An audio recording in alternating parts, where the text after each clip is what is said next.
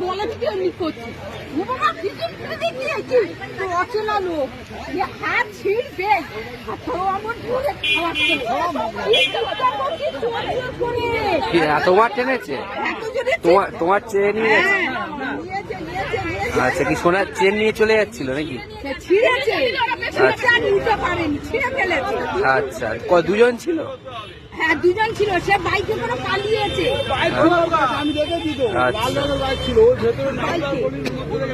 একজন পালিয়ে গেছে আর একজন